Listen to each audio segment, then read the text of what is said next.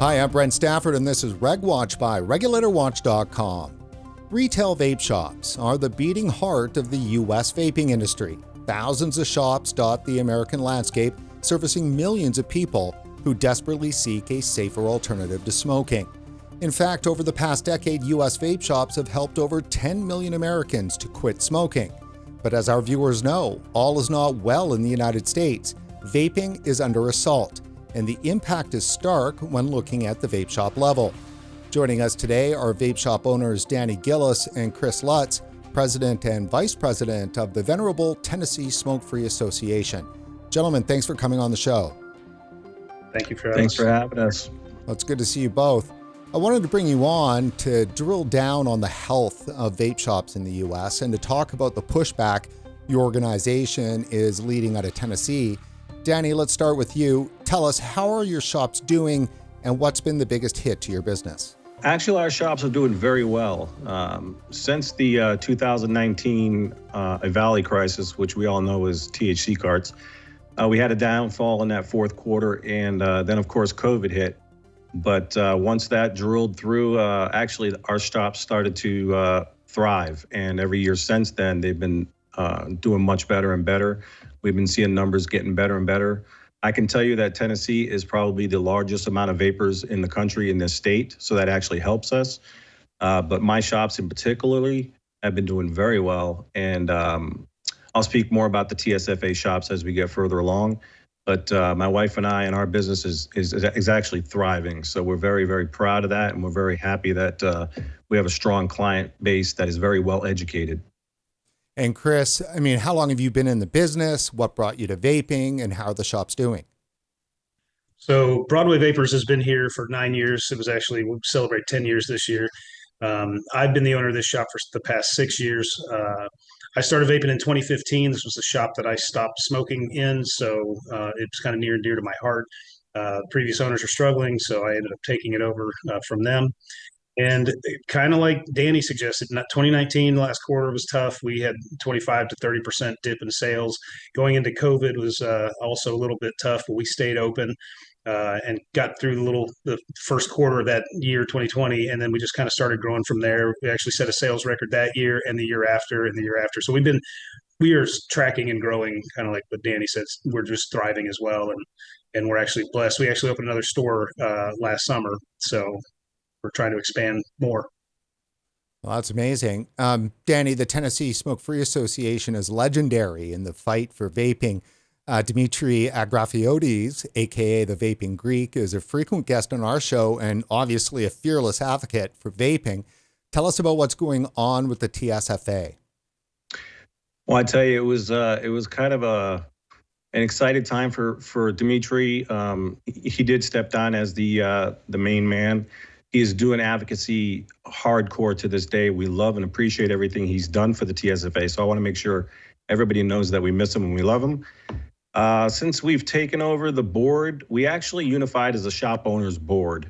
So the board of the TSFA is now all shop owners. And I would say that the past 4 or 5 months has been very, very difficult trying to get everything organized, put together.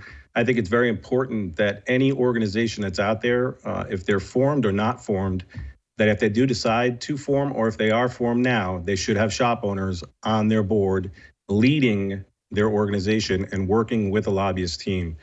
I've learned a lot more in these last 5 months since I've taken over as president, because I was just a member for 7 or 8 years, and I got thrusted into the role as things started to develop. And I think the TSFA is very strong. It's very healthy.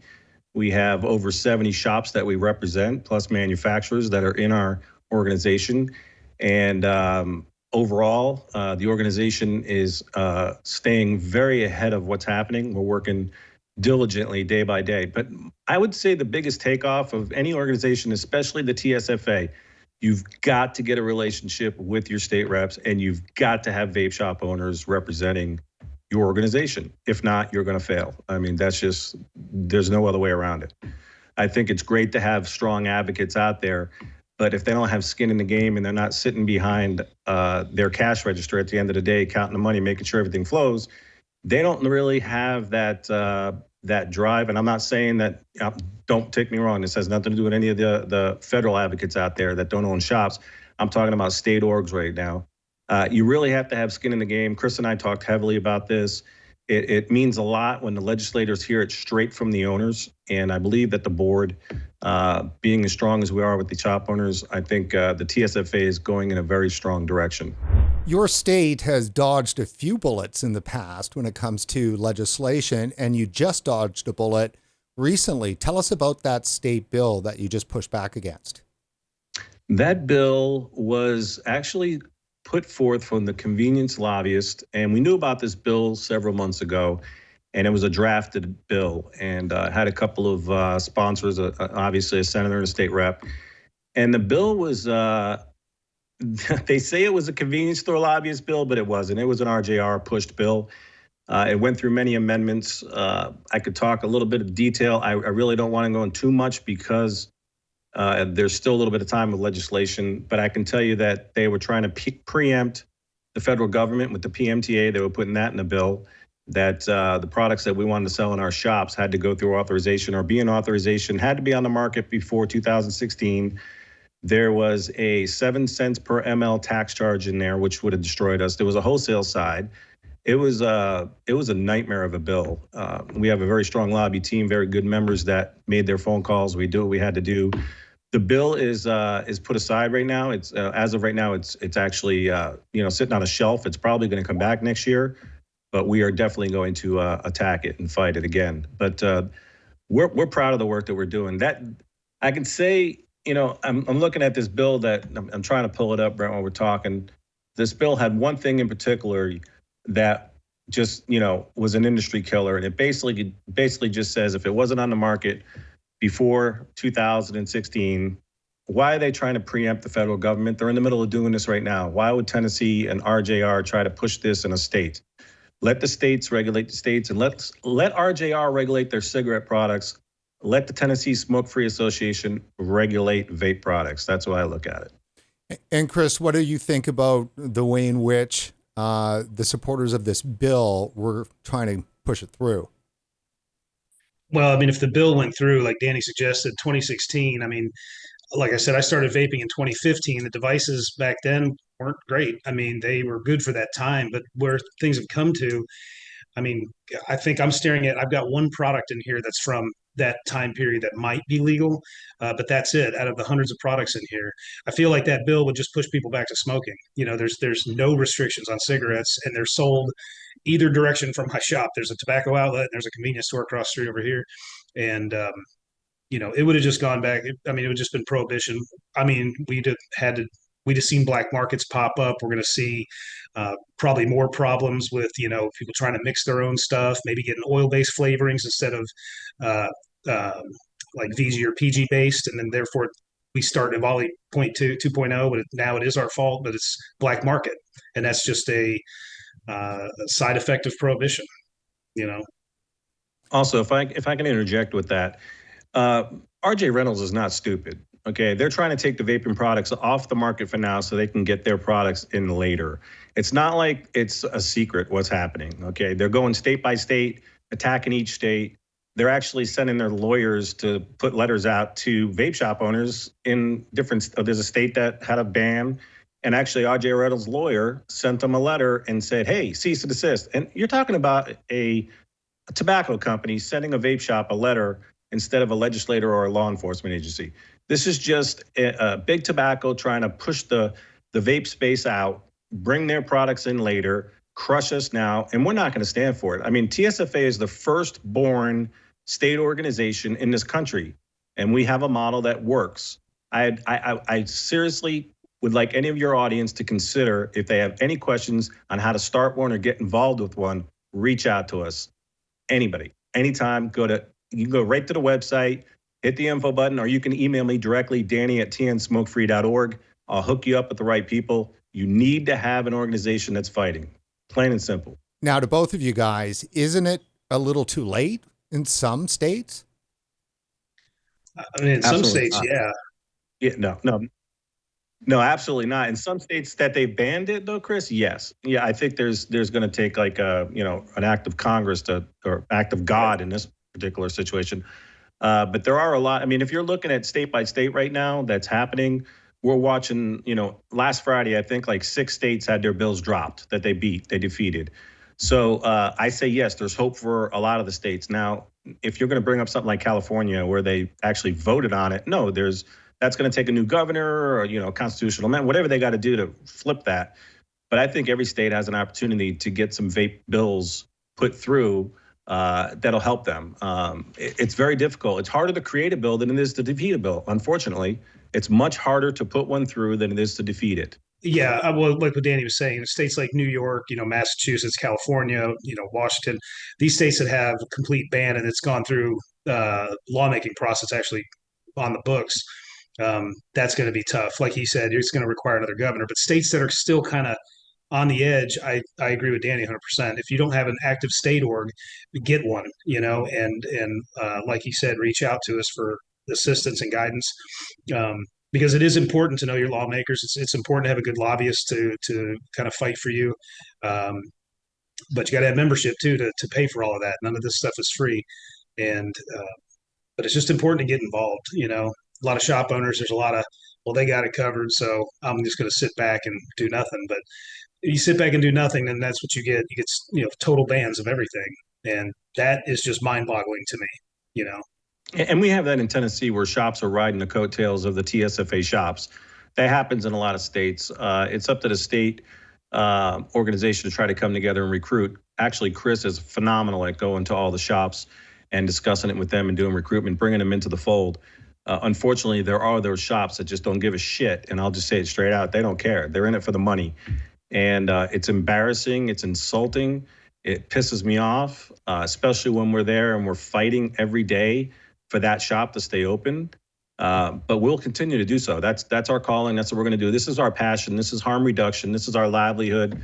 And that's what drives us. So there's a lot of really good state orgs, Brent. I want to let you know there's a lot of really good ones out there, a lot of them. So I just think there's others out there that could use some help or maybe use some guidance, and we could definitely provide them with some of that, whether it be a framework or structure to help them get started. So far, the FDA has denied marketing orders for 99% of the applications for vaping products in the U.S. There are devices and there are liquids under the FDA's purview. With so few products approved, what does that mean for product on your shelves? That's a great question. I own my own line, which I have co-packed, and it's co-packed in the state of Washington. I'm not going to plug my line or anything, but I have a juice line. And we have it in the PMTA process, and I received an MDO, and we got it for something stupid. There was a blurry label, so we had to actually go in. I got a hold of SHAR, and we had to resubmit the PMTA to try to get, or resubmit that section of it to get it back into, application process. So the PMTA in itself is, and it's been admitted by just about everybody on the earth and anybody who knows anything about vaping, is a convoluted mess. It's just a nightmare of a process to get put through, and you have to have a lot of money. Big Tobacco, I think there's 20-something, 21, 23 products on the market right now, and they're all owned by Big Tobacco, I believe, that's been approved. I don't see any liquids on my shelf that have been approved. However, your question was, how much is on my shelf? All my products that come on my shelf comes from distros that those e-liquid lines are going through PMTA. There are probably some shops that, still have some liquids that are not in a PMTA process. Because it's so hard to get this process through, I think some people are still waiting. Some juice manufacturers are still waiting. I don't know. I just know what I'm dealing with as a co-pack. I mean, I just don't make liquid. I never did. It's too much of a nightmare right now. And I feel bad for the federal people, and Chris can attest to this because Chris talks with a lot of the fighters on the federal side that are dealing, like the Greg Conleys of the world, who I spoke with the other day. And he's basically in the same boat. They're talking about, the Center of Tobacco Control and all the issues they have with the misinformation and how difficult it is with the PMTA. And you can't get a straight answer from the FDA or from the CDC or anything. You can't get a straight answer. So I think basically what the juice companies are doing is they're just putting out their e-liquid and riding it out until they figure out how this process is going to work out. It's not affecting my store. It's not affecting my shelves. I have over 400 flavors in my shelves, or I would say probably 480 flavors in my shelf and probably 60 juice lines. So I don't see Chris having a problem finding juice. The PMTA process needs to get addressed quickly, or I wouldn't say addressed, I would say get a little bit more accessible so it can go through a little bit more quickly. I don't know how to answer that question, Brent, because everybody's asking the same damn question. The FDA is the only one who has the answer to that. Chris, what are your thoughts on PMTA and product availability? Well, and that's the thing, there's a lot of limbo. Some of these companies have appealed their MDO, and some of that's still ongoing. But like Danny said, we're getting stuff from legit distros. But without these products on our shelves, we're sending people back to cigarettes. So without actually saying it, I mean, technically, I think everybody's just breaking the law if that's what we're doing. The PMTAs, nothing's been approved that's in my store, but our products are still being manufactured and they're still available, and my customers still want them, and they still, leverage those to stay off of cigarettes and take care of their nicotine needs. And the pre-market, the whole PMTA process to begin with, I've never agreed with it. I just don't. It never made sense to me. Because it's so cost prohibitive, and a lot of these juice lines, they don't have $1 million a SKU or this crazy amount of money to spend on, it's like, just knock off the bullshit. We know cigarettes kill people. We know that vaping doesn't kill people. I mean, unless you're vaping stuff like oil or vitamin E acetate or something. I mean, if you stick motor oil in a vape, okay, you get a Darwin Award for that. You're an idiot. Don't do that.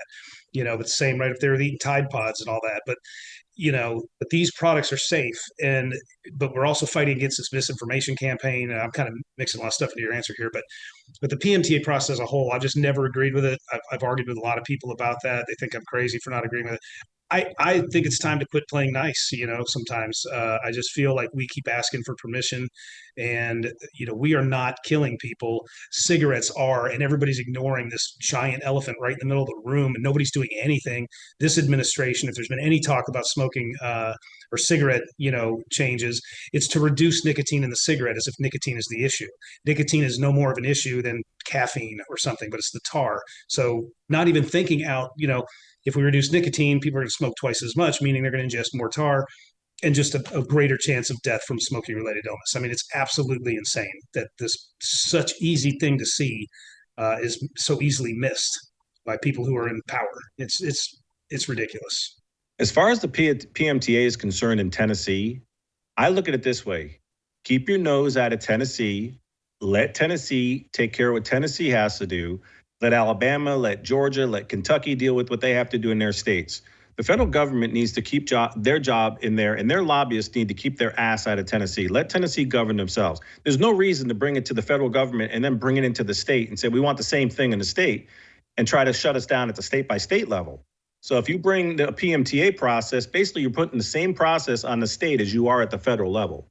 Now, I'm not having a problem getting juice. I'm having a hard time finding some hardware. It's not that hard, but it's still being difficult.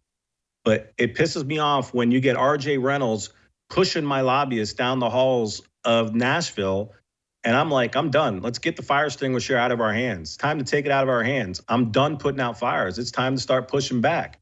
Chris and I agree with the same thing. I'm done. They're pushing us around thinking that they can regulate us when cigarette industry needs to get the hell out of our way and let us do what we need to do to save lives and do harm reduction. That's what we're here for. But everything always goes back. It's a youth problem. It's a youth problem. It's a youth problem. It's a youth problem. That's bullshit. That's not their real issue. Their real issue is we want you out of the industry. We want you out of the industry. And that's what it is. We want to take it over in 4 or 5 years. That's exactly what it is. That's my point, in my opinion on this. You mentioned problems finding hardware.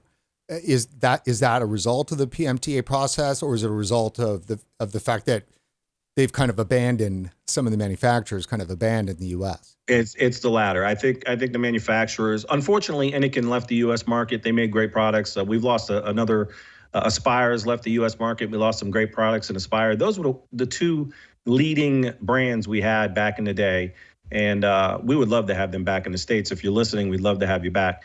But you get into the Geek Vape mods and you get into some of the other mods, Smock and a few others. They're still making some devices, but they're far and few between. But you're going to get littered with pod devices. I mean, there's probably 1,500 different pod devices out there right now, or open system pod devices where you can fill them. All the smaller devices with the salt nicotine. But when you go into the 3 and 6 milligram, maybe 12 milligram, and you want to do, an open Zeus tank with a 200 watt mod or an 80 watt mod, it's getting more difficult to find them because the manufacturers are not making them as frequent. And a couple of the distros have left the US. So, we'd love to have them back. Now, the PMTA, is that a factor?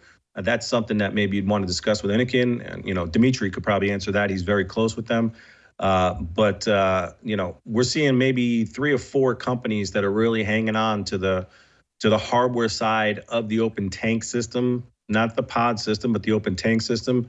And we're seeing that. I mean, it's getting slimmer and slimmer of a selection on the higher powered mods.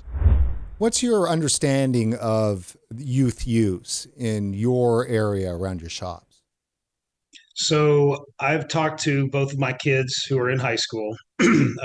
My daughter's actually graduated now, but my son's still in high school. And we actually just had this discussion last week. I asked him, I said, not a funny story, but we have a distribution center also. And so he went over there to help pull some products and bring it over. And he walked in with my wife and said, "Oh my gosh, if you guys weren't good parents, I would be so rich," right? Meaning all the elf bars we have, all the disposables, all that kind of stuff. And he doesn't mess any of that or whatever, but he did say, yeah, he does see him around school here and there. Now, his school system in the district we're in, there's a $250 fine if a kid is caught with a device. And there's a suspension of some sort. I don't know if it's like 3 days or something. And then I think a second offense is you're expelled from school. And I think it's a $500 fine or something. So I appreciate the schools having these policies in place, because I've been saying this whole time, and a lot of us have been saying this, there's no need to change a law if you're not enforcing laws that are on the books, or create a law if you're not enforcing current law. I mean, it's illegal to buy these things. And around where we're at, we have shops that are owned by, different people. They don't have the same carding policy. I mean, we're 21 and up, period, but we still get moms coming here with their kids who are clearly 16 or younger, trying to buy stuff that the kid pointed out when they walked in the door. Just stupid. We're not doing straw purchases here either. If you come into our store, we've got cameras around the outside of the building. If we see you get out of the car and you've got a 15, 16, 17, 18-year-old kid in the car, we're going to ask to see their ID as well. I mean, unless we know the parents. But I'm not risking, my name and my shop's name and fine and stuff like that just because some kid wants a vape. But unfortunately, all the other shops around us, I mean, a lot don't have that policy. They don't really care. They don't see tobacco as harmful like they would alcohol. And so therefore their carding restrictions, they just don't care. But I think, it is an issue, I think youth smoking is down significantly. I think I don't want kids to pick up these habits. I mean, my worst customer before T21 was the 18-year-old kid scratching his arm, asking me, "Hey, bro, you got that 50 Nick?" And it's like, what are you doing, man? A 50 Nick? Seriously? Have you ever even smoked a cigarette? Like, that's just awful. But they're not getting it from shops like ours, and so we've got some strategies. Danny and I talk quite a lot, and we've got ideas and things that we're working on to help combat some of this issue, at least in our area, as a test run, and to see what it can have in the rest of the state of Tennessee. Yeah, let me elaborate a little bit on that if I could, Brent. I've reached out to the chief of police in both my districts. I talked to them about what they're finding in their schools and what they're hearing. One of the sponsors for this bill that actually sponsored this bill, and the bill I could put up on tnsmokefree.org if they want to see it, that we had in Tennessee. I can always put that up. It's a public knowledge. But the conversations that I'm having, and I'm getting them from police officers, and I'm scheduled meetings with the sheriffs, is the senator was concerned that they were finding these vapes in school. And I said, well, the Tennessee Smoke-Free Association represents over 70 stores, and there's probably 350 vape shops, 320 vape shops, and I don't know how many other tobacco shops that sell vape in the state, plus the convenience stores, plus the flea markets, and all the other places that this shit sold in. So I tell them, I say, listen, I said, all of our shops are 21 or over to get in. Okay, you can't even walk in the door. So that eliminates the problem immediately. If you can't buy it from the store, that eliminates the problem. However, the problem after that is what's mom doing? Are they buying it for their kid? What's the 21-year-old doing? And Chris touched on it. They're selling it on social media. They're selling it to their friends. So there is a little bit of a black market there outside of our shops. But I think 95% of the problem is coming from age verification at the point of sale. I think if you can get that into a 21 or over establishment, that would definitely eliminate that epidemic, they call it, which is bullshit. But I think that would eliminate that. So there's things I cannot discuss. And Chris and I, we had to have a conversation before we went on air that we cannot discuss. There's some things that we are planning for next year. And we're talking with the members on the board. So I can't get into details on that. I privately, yes. With the national audience, not yet. And just real quick to go back to something that Danny said, we've got friends with teenagers, same age and stuff. And a lot of them are getting stuff through, like Danny said, like Instagram, and other forms like that. And when you're getting stuff that way, then you're talking about illicit black market that can kill you. That's so when you see an article about a fentanyl being in a vape, and we're just like, wow, that's how, so that's a scary thing. I think working, like I said, though, with your school boards, working with your sheriff, talking with and I'm talking to every vape shop owner that, that's in our organization. They should all be meeting with them. We know all our state reps. I mean, I've met with my state reps countless times. But to sit with your local superintendent or your local sheriff and work with your community, you can help fix that problem. Find out where the source of that is coming from and help direct them to where they're finding them products, because they're certainly not coming from our stores. I think all stores around the country should be involved in something like that. Snitch and tell, that's what I say. Snitch on the person who's selling it, tell on the person who's selling it, because that person doesn't belong in business. How much responsibility do the regulators have for the belief that vaping is more harmful than smoking? 100%. I mean, I no kidding, had a guy come in last week, and he came in and he said, I want some e-liquid, but I don't want the kind with formaldehyde in it. And I went, what? None of these contain formaldehyde. I don't know where you're getting your information. But this whole notion that, because like Danny mentioned, I talk to a lot of people. I meet strangers all day. If you're smoking or you're vaping, we're having a conversation. That's just, I'm an ass like that. But I care about it so much. If somebody's smoking, I want them to find a safer alternative. And if they have this notion that it's just as bad, because I've heard that a lot too. Well, what's the difference? It's just, vaping's just as bad as smoking. And then I got to go through that and explain it to them.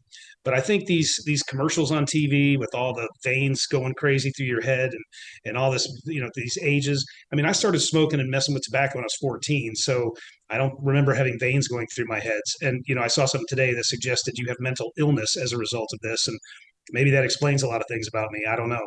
But I find it disgusting, frankly. When we look to, like I told you back in 2019, Brent, I mean, we look to the UK as our leader in this, and they're promoting this in hospitals and everywhere. And it's just mind-boggling that our public health just refuses to just Google if they're that confused. The information is literally right here on your phone. I mean, it's not hard to find.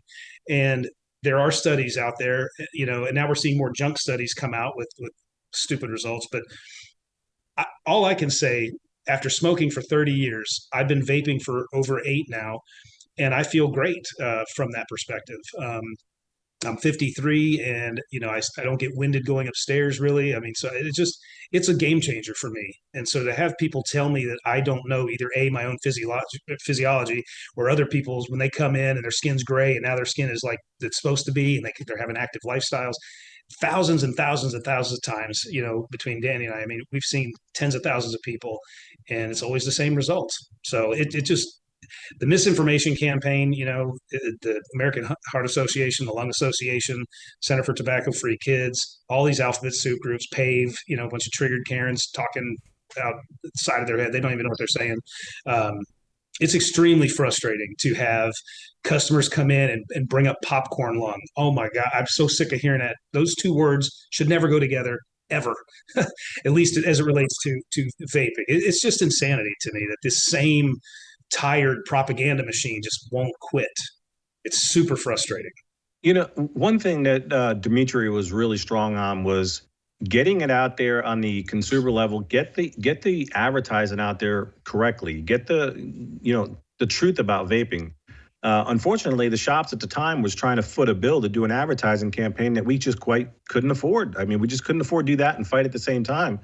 And Dimitri was like, we need to put out a campaign. We need to stay ahead of these articles. We need to push out some information. But unfortunately, and you got juice manufacturers, I'm going to call some people out right now.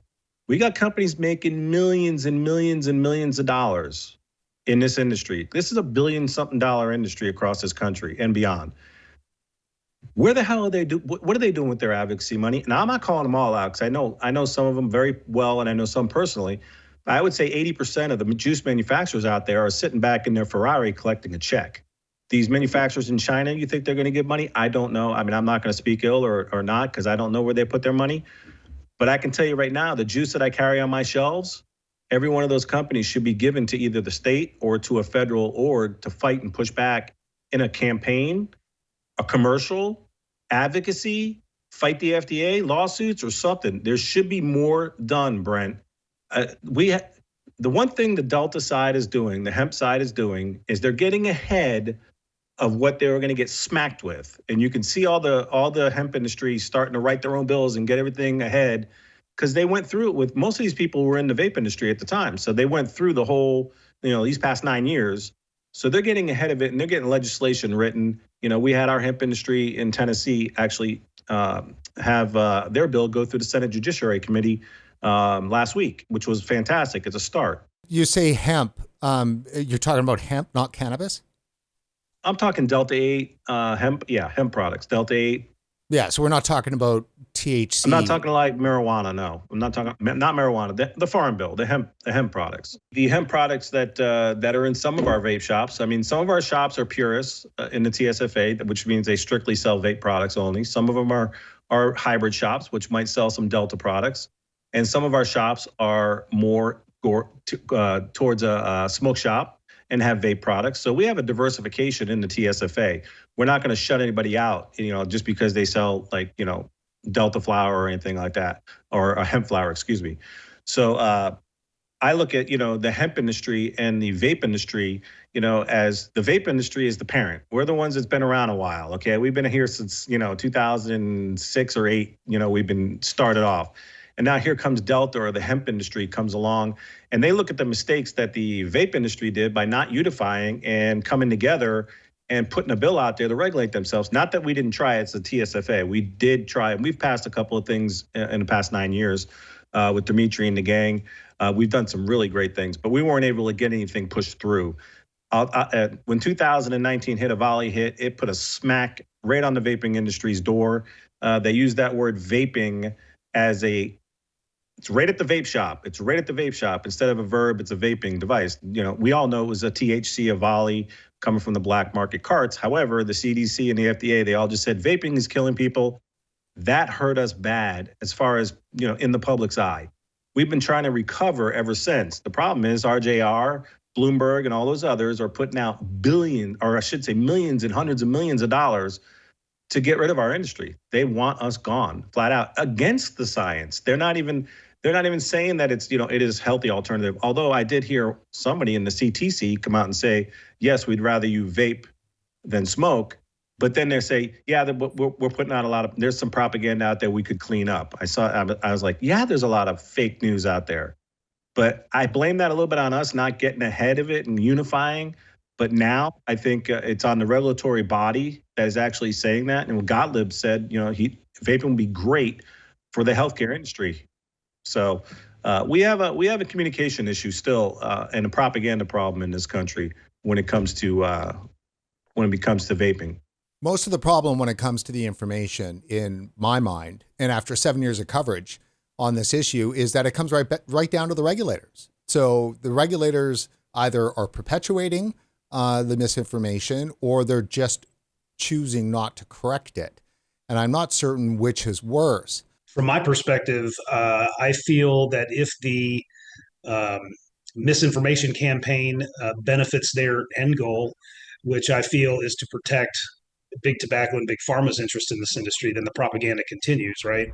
Okay, so when it comes to FDA, appropriate for the protection of public health seems to mean only one thing. Are they getting the balance right between benefits for adults versus risk to teens? I look at it this way. If you're looking at the weighing the risks from adults to teens, first of all, it's already illegal for, anybody under 21. So enforce the damn law, first of all. Let's just enforce the law. If they're actually looking at what's the risk benefit from adult smokers to teens, well, first of all, teens are forbidden to have it by law. So let's just get that out there. We have such a corrupt government all the way around. I don't think this issue is not necessarily, left or right or whatever. I think it's just money, money, money. So if you could say, all right, it's 21 and over product, what's the health benefit to the adult? Well, the adult's going to quit smoking and not die of lung cancer. We're going to save 580,000 people a year. That's the estimate that we save a year. The risk to teens, well, if they're going to start smoking or start vaping, or if they're going to be smoking and go to vaping, you're still having a healthier alternative, even though they shouldn't be doing it anyway because it's 21 over. Enforce the damn law, put better laws in the books, or work at the state level, which we are with the laws that are on the books. So I don't think the propaganda is so. I know they did an anti-smoking thing and don't smoke, and now they're doing an anti-vaping thing, don't vape, but don't lie about what vaping is and what vaping does. And that's the facts. They're lying about what the vape products actually are and the harm reduction properties of it. Do we want kids to vape? Absolutely not. Would we rather them vape than smoke a cigarette? Absolutely. Do we want them to vape at all? Nope. We have the worst business model in the world. We take smokers, we transform over to a 12 milligram, 6 milligram, 3 milligram, 0 milligram, and boom, they're not a customer anymore. It's the worst business model ever, but we're in it for harm reduction and to save lives. So that question, that pisses me off when I hear that question from people that, not from you, Brent, from people that are sitting across from me. I went to the FDA Oversight Committee in DC, and I met with the staffer of the FDA Oversight Committee, and she did not even know what a vape product looked like. She only knew what a Juul looked like. This goes back to 19 pre when Avali was going on. So they're clueless about what they're really trying to regulate. And then they're saying, well, we need to know what the risks are to the kids according to the health benefit for the adult. Well, first of all, flavors are good. We like the taste of flavors. People don't like the taste of an ashtray. The health benefits are they're 95% safer. And what's the downfall for the kids? They shouldn't be doing it anyway. It's against the law. Okay, enforce the law. That's my answer on that. And then there's other bills we can do and other things we can do. Don't get me wrong. But do it the right way. Don't lie. Don't spread lies and propaganda. Unfortunately, back to what I said earlier, it's corrupt, right to the core. I'd like to play a few sound bites and get your reaction from an interview that Dr. Brian King, the new director of FDA Center for Tobacco Products, gave to the American Vapor Manufacturers Association just last month. Let's take a listen. CTP has been describing teen vaping as an epidemic since 2018, a word that was chosen using focus groups to heighten the emotional reaction. But since then, teen vaping has plummeted, and today, fewer than 3% of teens vape daily. That's not what the word epidemic means, not clinically, not scientifically, and not in common sense. So how do you expect to be taken seriously by the public as a scientific agency when you continue to use a flatly erroneous term like that? Yeah, so I believe you're speaking about the CDC, and FDA has not used that terminology to use the most recent estimates of youth use.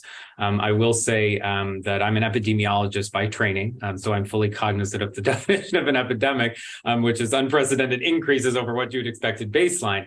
That said, I think and know that the science has shown a decline in the number of youth users, and that's a good thing.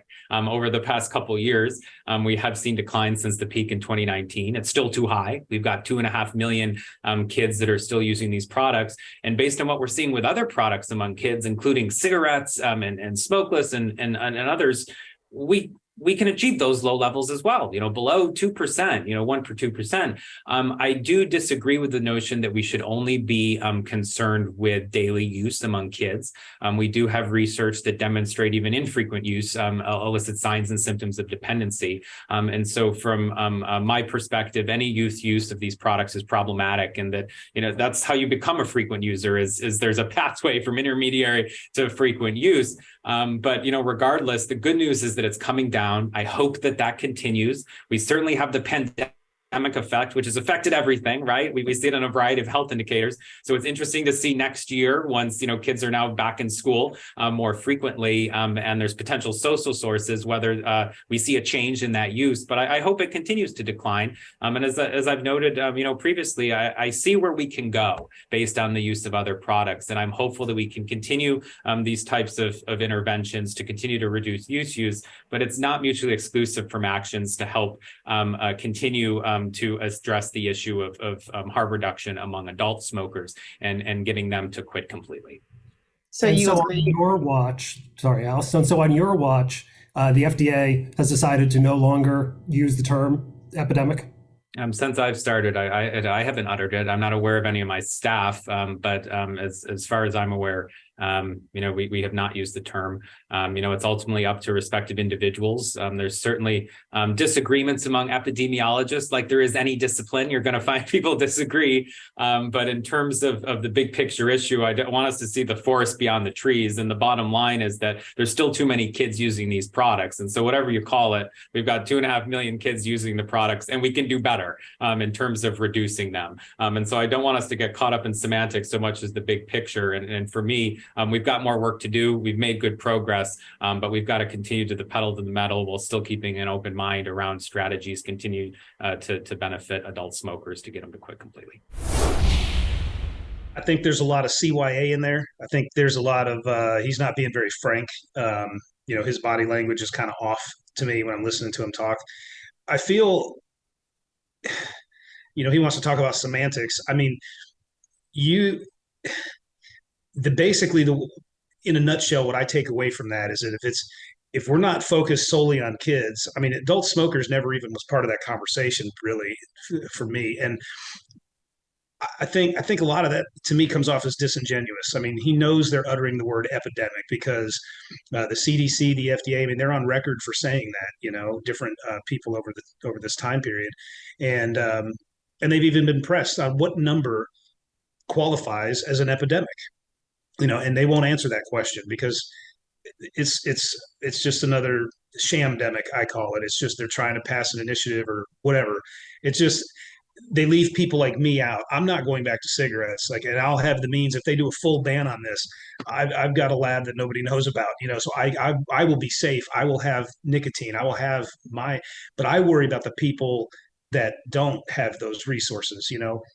Between Danny and I, we know a ton of people. We will always have e-liquid. We will always find stuff.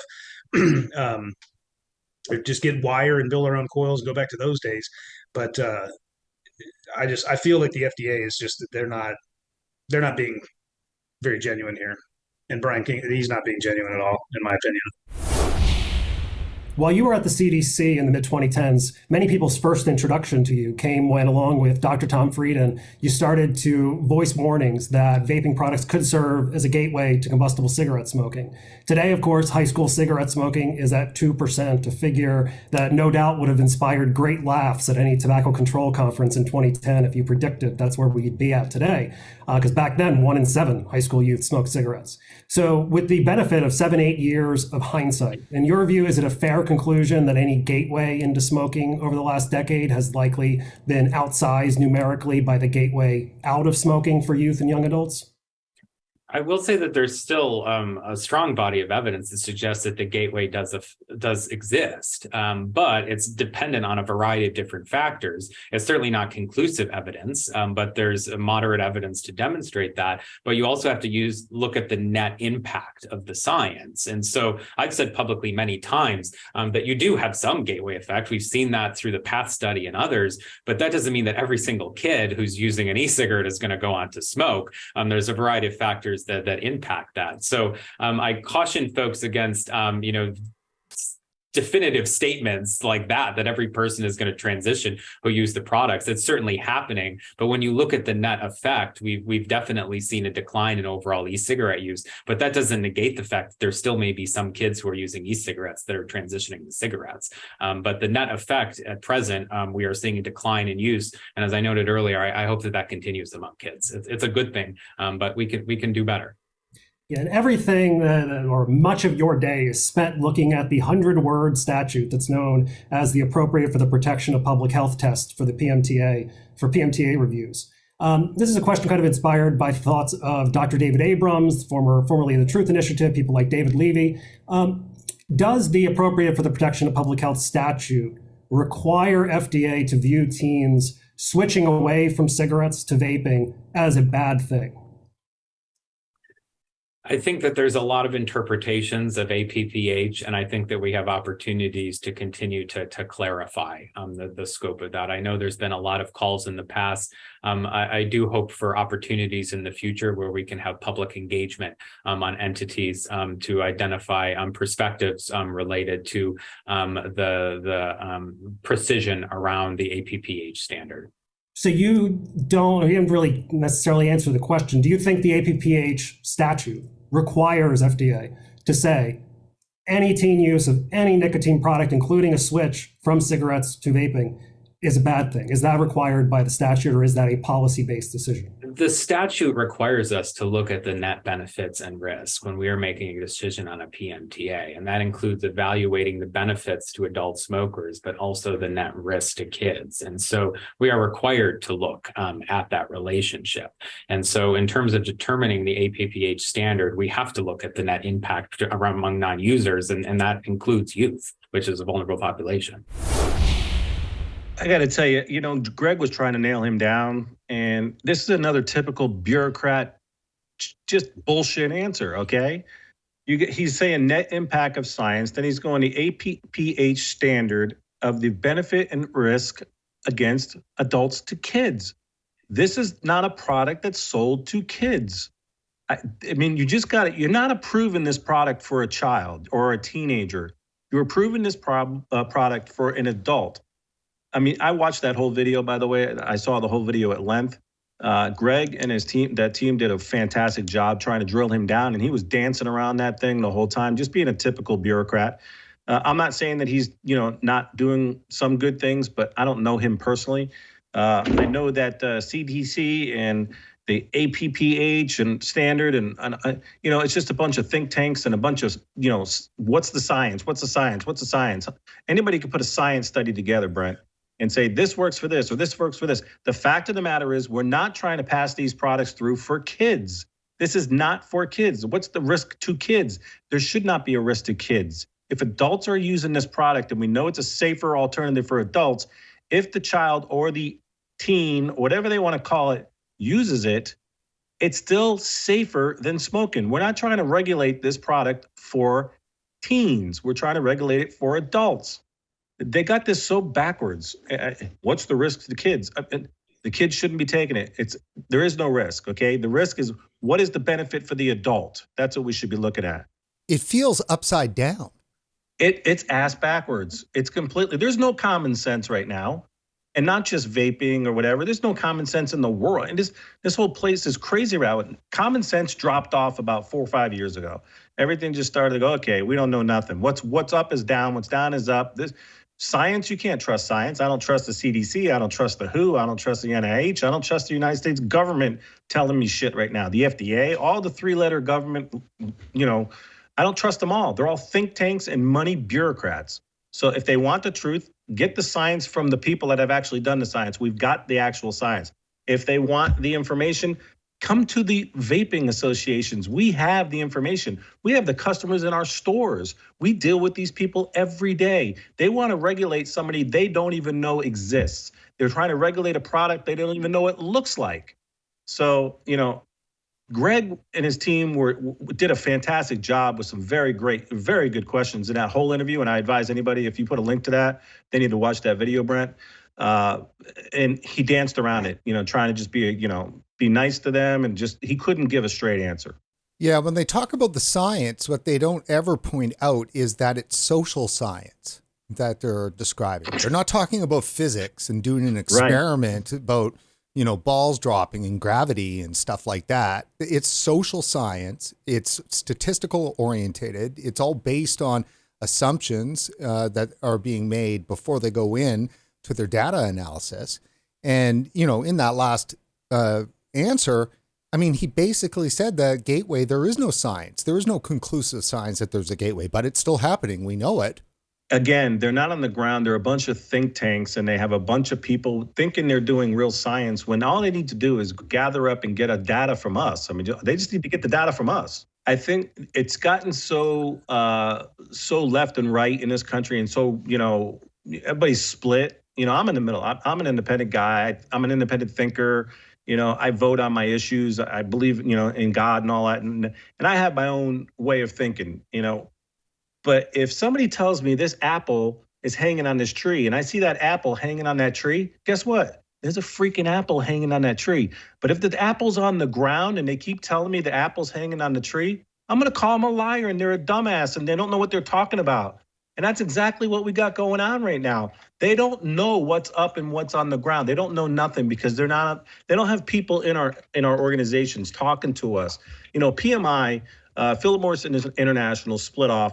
And what they're trying to do is at least work with us and talk with us. I'm not saying we're best friends, but you know what? They're into harm reduction, and that's a tobacco company, and they're actually fighting for our industry as well. So, that's somebody who's going, okay, we got common sense. We know this is a good thing. Maybe we should talk about the truth. And what's the truth? It's harm reduction. It's another alternative for adults. I'd like to add too that, Danny kind of touched on this, but this isn't a left or right issue or a racial issue. I mean, I guess some could argue it's somewhat of a socioeconomic issue. Poorer people tend to smoke more. But at the end of the day, it'd be hard pressed to find anybody on this planet who, in one form or another, that they've had a family member that's been impacted by a smoking related illness. And so it impacts everybody, regardless of what continent you're on and, whatever. It's a big issue. And that's what's so baffling to me, that we bury the actual science and just go with, like you said, social science, what's popular, let's virtue signal this, or let's do that. I mean, it's insane. We've had shops that have come and gone that weren't in it for the right reasons, weren't in it for harm reduction. We have some that had struggled through COVID that we've lost. Some shops come and go. Majority of the shops that go are not in it for the right reasons. We know that. Advocating for the harm reduction is why the shops are still standing and are still strong. The guys that are in the TSFA and other state orgs and in other federal organizations, those people know what they're talking about. They're on the ground dealing with these people. I can't express it enough that if they would get these organizations together and talk to them and say, hey, where are we at with this issue? Instead of doing think tanks and pseudoscience and, getting all these tobacco campaign-free kid, whatever that one's called. There's so many of them. It's ridiculous. It's just a bunch of people that are anti-vapors that want tobacco basically to dominate the industry and knock us out. Brent, I'm very passionate. Every shop owner that's still standing right now, I believe, that's in an organization is very passionate. I know all of our members are very passionate. We're not in it. I mean, we have to make money now, obviously, because we're in it and we got rents to pay. But our goal when we opened this job and opened our stores was to do harm reduction, save people's lives. I mean, I quit smoking through vaping. I quit dipping through vaping. My father-in-law smoked 55 years. We gave him a vape kit. He quit. That's what made me make the decision to open my store in 2013. So, if they think that we're not on the ground and talking to these people, they come to my wall. They go on my store and they look at my back wall. I have hundreds and thousands of packs of cigarettes that have been signed over the years from people who've quit. So the impact of the youth epidemic and of this and the regulation of this and of this, it's basically harm reduction. And the youth, guess what? You're not 21. Enforce the damn law. Pass these products, get them in the hands of adults so adults can have an option to quit smoking. Stop playing around. You're playing with people's lives. Well, I think it's time for us, like I said earlier, to put down the fire extinguisher, pick up the damn energy, get in the halls of Congress and start pushing RJR back, Altria back, and say, listen, get out of our space. This is not your space. This is our space to regulate our industry. Let us do what's best for our customers and our surrounding areas, deal with our communities, and get out of our way. They're going state by state trying to destroy it at state level while the federal government is still regulating it. It doesn't make sense. It just back off. Just back off. Let us do our thing. And we will have a surprise update for the next video. I'll be sharing some more information. I can't do it now, but Chris and I and the board, we need to get together with our lobby team, and we're working on some stuff, and I'm going to be sharing that. And there's some great members out there that can reach out to me. Anybody wants to talk, just Danny at tnsmokefree.org, Chris at tnsmokefree.org.